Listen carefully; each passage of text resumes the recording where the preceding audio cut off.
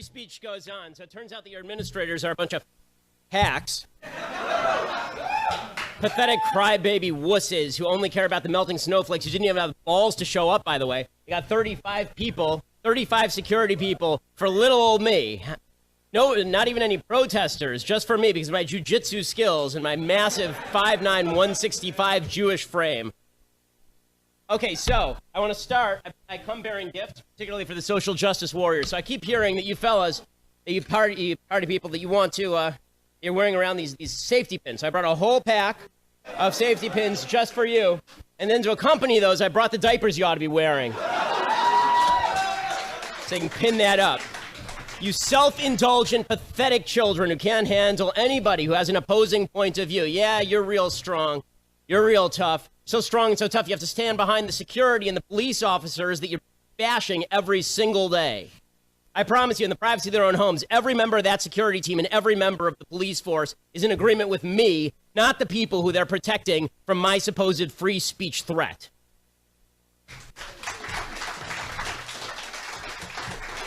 Okay, now quick note about all the protests that are taking place across the country, just as a preliminary. A lot of protests taking place about Donald Trump. These people are idiots, okay?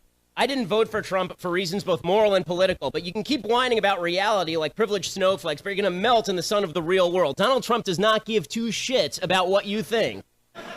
He is going to bathe in your salty tears. Okay, now, on to more important matters. Today we're going to take apart 3 terms. We're going to do it really quickly because now we've been time compressed, and I want to make sure that Christina was kind enough to cede the podium to me in this ridiculous situation. I want to make sure that Christina has the capacity and the time to speak. So here's what we're going to do. We're going to talk about social justice, white privilege, and safe spaces.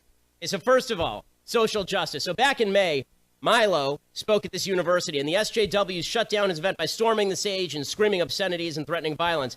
And the Reverend Dennis Holtschneider sent a letter to the students the following day that said, universities welcome speakers and give their ideas a respectful hearing, and then respond with additional speech countering the ideas. This, of course, opened the floodgates. One prominent law professor wrote that the president had betrayed marginalized students, and within minutes, the guy was basically fired for not having issued an apology abject enough for having someone who disagreed. As y'all know, I'm not a Milo fan, but the fact is, free speech is free speech. And this is ridiculous. Tonight, as we just saw, the administration announced that they would be willing to arrest me if I took 2 steps forward, not even to speak. If I was even in the audience for Christina's speech, they would arrest me. This is not America. This is Soviet-style bullshit. You don't get to do this in America.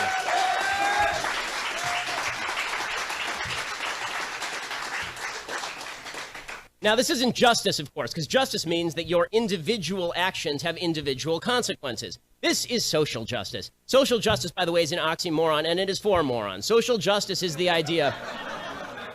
Social justice is the idea that if you are guilty, you might still be treated as innocent because of your race. That if you do something wrong in life, we can excuse that depending on your color or your sex or your sexual orientation. Social justice says that your group identity relieves you of individual responsibility. And hardcore leftists like to call themselves social justice warriors because they think that individual justice, that being treated decently as an individual, treating others decently as an individual, that is racist, sexist, bigoted, homophobic. They think that we should be held responsible not for our actions, but for the group to which we belong.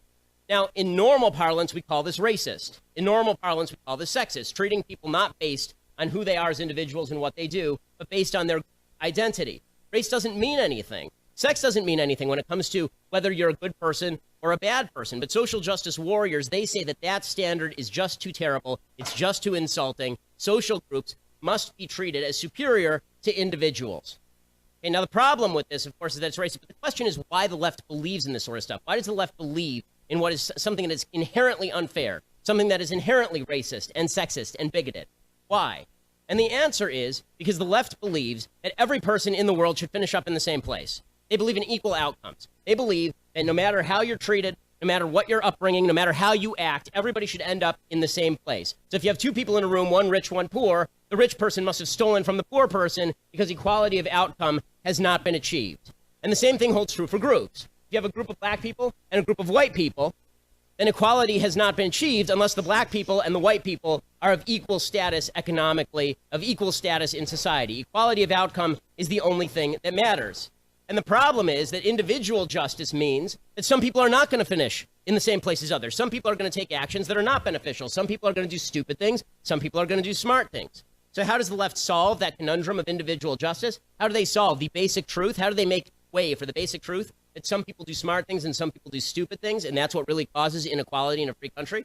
They say the real reason that some people underachieve is, of course, because of white privilege. Right? Social justice warriors think the only thing that matters in the world is white privilege. It's a bunch of white evil people, and those white evil people are going to take advantage of you. The system was built by all these white evil people for the benefit of their own kind. That's the basic idea here. White privilege is inherent in everything. We have to tear down white privilege. And this is a very seductive idea, of course. The campus left gives people a feeling of virtue. It makes them feel virtuous by counting them members of victimized identity groups. So if you don't do well in life, then it's not because you made bad choices.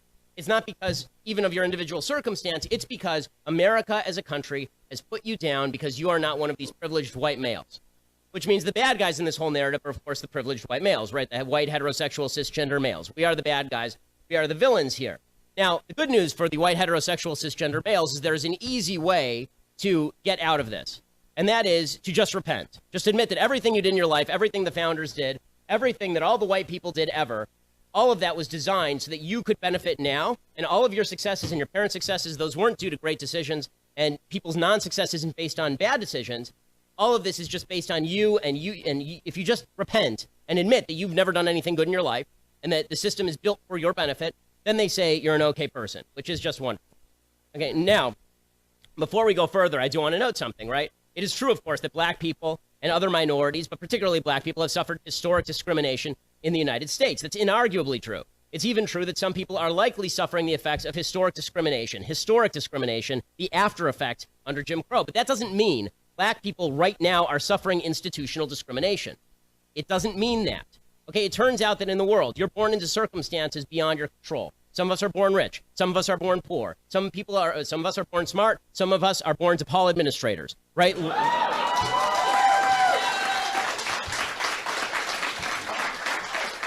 We cannot fix where you start in life, and we can't fix where you finish in life. That is all beyond our control. The only thing we can control is making sure that your rights are not violated. And it turns out that America is a free and open country where white privilege is not what makes people successful or not successful. Decision privilege is what makes people successful or not successful.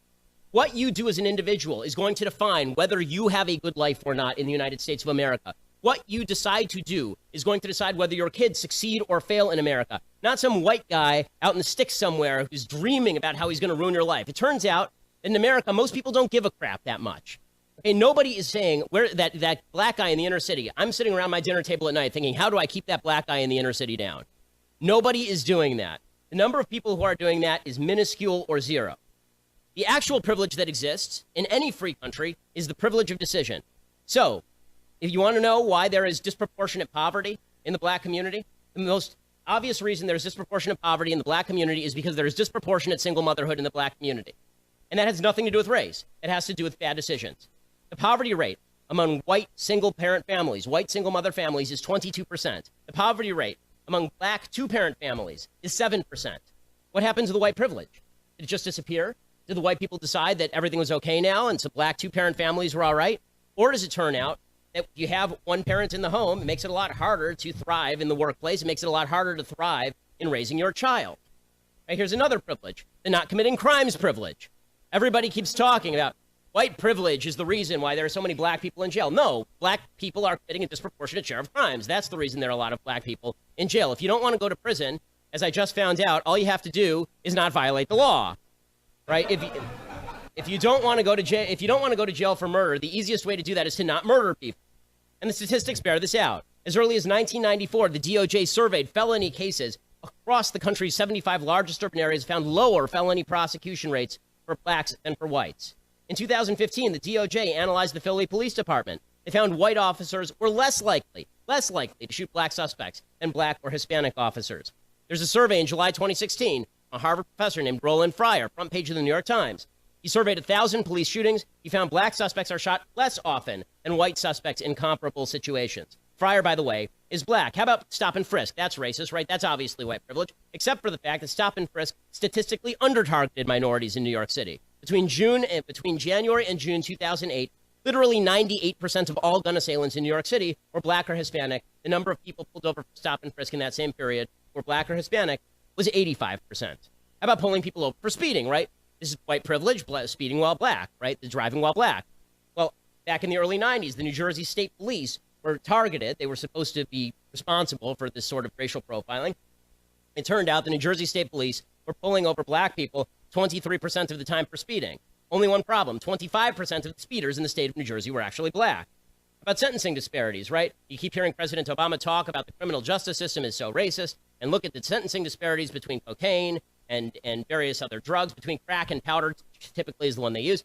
Well, the fact is, the reason that crack cocaine is penalized more than powder cocaine is because black legislators in the inner cities were sick of watching crack ravage their cities. It's more addictive, it's easier to distribute, and actually the penalty for crack cocaine and crystal meth, which is largely a white crime, is exactly the same in federal law. But all of this is white privilege, right? All of the inequality that springs from bad behavior, that is white privilege, all of it. When Baltimore riots, and it's largely black, right? It's a majority black town with a majority black police force and a black police chief and a black attorney general and a black president, and and 9 out of 15 of the members of the city council are black, and all 15 are Democrats. When that city riots because a black guy is killed in the custody of black police officers, that's white privilege. Everything is white privilege. Everything is white privilege. And if we're going to talk about privilege, really, we ought to be talking about the really nefarious people who are privileged in the United States. I'm talking, of course, about the nefarious Asians, right? Because the nefarious Asians are the ones who actually make more money on average than white folks. They get into better colleges on average than white folks. And that makes sense because, after all, the system was rigged for the benefit of Asian people, right? But this is why, the Asian founders created an Asian constitution on behalf of Asian people, which is why the Constitution is written in Korean. White privilege is just a way to tell you to shut up. It's a way to say that your perspective doesn't matter because of the color of your skin. It is baseline racism. It is baseline racism. Okay, so the left can't actually make the argument that the system is responsible for all of the inequality in society. So next, they come up with a different argument. And that argument is that we all have to be equal in terms of feelings. All of our feelings have to be equal. And the way to do that is to have safe spaces. Do you all feel equal? Do you feel equal now that you've all been booted from that hall because you don't have a perspective that matches that of the administrators and the idiot protesters who think it's okay to post Black Lives Matter sign, that it's evil and terrible to post Unborn Lives Matter sign? Do you feel equal? Do you feel better? No, I didn't think so. But see, it only applies to one side. Everybody has to feel equal, and the left gets to decide whose feelings actually matter. And so they have trigger warnings, right? We have to have trigger warnings to ensure that everybody is able to survive the catastrophic horror of hearing Christina Hoff Sommers talk. Right? Their life might be over. They might be shaking for days. It's just like Nam, right? We have to warn people about microaggressions. Everybody has to be very careful of microaggressions because you wouldn't want to be microaggressed. And it's not even that I intend to offend you. It's that if you are offended subjectively, then I have microaggressed you. And that, by the way, allows you to do things like call out the cops, right? If I microaggress you, then you're allowed to do violent things in response. The very language of microaggressions suggested I have done something aggressive to you, and now you can do something aggressive to me, right? You can threaten to arrest me if I set foot on your campus. And my favorite story about this, and I'll tell it quickly for purposes of time, but this is bled up all the way into the upper echelons of the left. One example, how many of you ever watched CNN headline news? Show of hands. Okay, that is the entire viewership of CNN headline news that just raised their hands. No one has ever seen CNN headline news. So right about the time that Caitlyn Jenner was becoming, of course, our great national saint, ESPN decided that it was important to honor Caitlyn Jenner with the Hero of the Year award. And so CNN headline news decided, okay, we want to have somebody on to discuss this who's from the right. So they actually looked up conservative in the white pages. I'm the only one in a 30-mile radius of CNN studios in LA, and so they called me. And my perspective on transgenderism, by the way, is that transgenderism is a tragic and horrible mental disorder, and that treating it as anything less than that, treating it as though men can magically become women and women can magically become men, that's mythical crap that is designed to make a small segment of people feel better, but doesn't actually help the people who are suffering, and certainly does nothing for the sanity of a society at large that's being told to change their definitions of basic biology based on subjective feeling. Right? That's my perspective on transgenderism. Anyway, they called me in to discuss this, and I get in there, and the producer walks up to me, and he says, Mr. Shapiro, we don't have any ratings on this network. And I said, yes, I'm well aware. And he said, well, you know, tonight we want to do something a little bit different. And by the way, I was a producer with Jerry Springer. And at that point, I should have said, okay, I need to leave. But being the intrepid sort, I said, no, we'll go ahead anyway. They put me on the stage. And on the stage, it's me and 1, 2, 3 other people next to me. And then three, I think it was 3 other people on the stage, including Dr. Drew. All of them have left. So it was me against 6 leftists, which made it almost fair for them. So we start the debate on Caitlyn Jenner. And the only debate that's happening is Caitlyn Jenner a hero or the greatest hero? Should Caitlyn Jenner be given a spot in Arlington National Cemetery or actually canonized? Should Caitlyn Jenner be granted the papal supremacy, or should Caitlyn Jenner actually be given a chariot of fire to ascend to heaven? Right? These were the only questions that were being. So finally, they come to me and they say, "What do you think?" And I express to you what I think. I said, "I don't see what's heroic about this. This is tragic to me. It's somebody expressing his mental illness on a public stage, and the entire country acting as though this is something wonderful, and it isn't." And I neglected to mention the person sitting next to me is a transgender person, and his name was Zoe Turb. So this is formerly Bob Turb, and Zoe turns to me. And Zoe says, "You don't know anything about biology, little boy," in a voice at least an octave lower than mine. And and I said, "Well, I know enough about Caitlyn Jenner's biology to know that every single cell of Caitlyn Jenner's body has a Y chromosome in it, except, ironically, for the exception of some of his sperm cells." And again, Zoe keeps pushing. "No, you don't know anything about biology. You don't know anything about genetics, little boy. You don't know anything about genetics." And finally, after a minute and a half of this, I turn and I say, "What are your genetics, sir?" And it was the sir that set him off. On national TV, he reaches over and grabs me by the back of the neck. Really, this is on national TV, live. He grabs me by the back of the neck and he says, "If you don't cut that out, I'll send you home in an ambulance."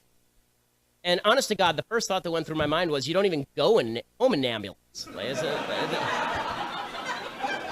mean, it's not what ambulances are for. But what I actually said was, that seems mildly inappropriate for a political conversation. But everybody else on the panel, and this is the part that matters, everybody else on the panel didn't turn on Zoe for grabbing me by the back of the neck and threatening me on national TV, which is battery and assault, actually, by the technical legal definition. That is, instead, they said, "How dare you say anything offensive? How could you have offended Zoe that way? That is just terrible. That is just terrible." And that's the mentality of the left. When they say they want equality of feelings can only be enforced at the point of gun or through the use of force. And by the way, the threats of force didn't stop there. As Zoe was hulking off the set, Zoe turns to me and says, "I'll see you in the parking lot." It was more like, "I'll see you in the parking lot." And I said, "No, you won't." And security actually ushered me out. I have a lot of experience with security in the last couple of years. And then later the next day, Zoe threatened me on Twitter to curb stomp me on Twitter, all of which, personally, I thought was deeply unladylike behavior. So, once you've gotten rid of the trigger warnings and the microaggressions, then finally you have your pathetic safe spaces for all of you snowflakes who can't deal with the real world and are convinced that the real world is going to conform to your standards of what it ought to be, that the real world is constructed just for you. Let me tell you a secret. In the real world, no one pays you to believe in the power of your dreams. In the real world, nobody cares about your internal feelings. In the real world, all people care about is whether you do good things or bad things. But the safe spaces you construct suggest that you are allowed to ban people who think differently than you in order to achieve a better outcome for yourself. It is the essence of fascism. And all this, of course, makes kids nuts. It makes kids nuts. It makes administrators nuts, clearly. Right? You're being made insane. If you're taught that you're a victim, that you're always a victim, or alternatively, that you're a victimizer, if you're taught that over and over and over again until it never stops, eventually you're going to go out and realize that you get benefit for being a victim. The more you claim victimhood, the better off you are. And this is what the left has done. They've created an entire society of the victim mentality where they say your own work, your own labor, the things you do, they make no difference in life. All that matters is you claim you're a victim and we give you extra credit. You get special points in heaven and on earth for being a victim. And if you act aggressively because you're a victim, we'll excuse that too. This is pretty dangerous stuff. There's a reason that a Pew poll in 2015 found that 40% of millennials, people our age, I'm still part of your generation, believe the government should be able to prevent people from making statements that are offensive to minority groups. That's the repeal of the First Amendment. And we're watching it happen in real time. So here's the bottom line. Social justice, white privilege, safe spaces. These concepts are designed to destroy American ideology. They're designed to destroy American philosophy. America is based on the foundational principle that you and you alone are responsible for your actions, and that you get to say whatever you want so long as you're not physically harming anyone else. That is what America is based on, and the left is ripping away at those foundational principles. The left is saying, you're not responsible for your actions, everybody else is. And they're saying, you don't get to say what you want if it offends somebody else of the left.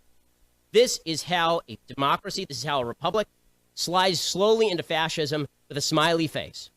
Right? It doesn't come with the jackboots. It comes first with the flowers and the smiley face and the safety pins. Right? That's where they come from. And the people marching in the streets about the results of a just decided election, how about this? How about go out and vote? That might have helped. If you didn't like the outcome, you could have gone out and voted. There's just a story that these riots that are happening in Portland, literally half of the people rioting did not vote in this election. Okay, these are people who are not interested in upholding the American system. They're not interested in the Constitution. They're not interested in the Declaration. They're not interested in what America is and historically has been. But you are. All of you are. Whether you're left or right in this room, you are. Because you actually want to hear different ideas. You actually care about hearing different ideas. You actually care about a free country where people can disagree with you without being threatened with arrest, where people can actually say things that you don't like without them being threatened with physical harm. We all have to stand together now because that group is getting smaller and smaller. If we stand together, we cannot be defeated because in the end, freedom will triumph over tyranny. But we have to understand the threat that is, and the threat is tyranny. And if that threat didn't materialize right before your eyes tonight, I don't know what would. We have to fight it every step of the way. We have to fight against the politically correct tyrants who would destroy the foundations of the republic. And I think all of us are part of a battle now. All of us are part of that army. All of us are part of that group. You've been deputized. You're all part of it. You all have cell phones. You're all capable of this. Be part of the fight. Be part of the army. Thanks so much for coming, guys. I really appreciate it.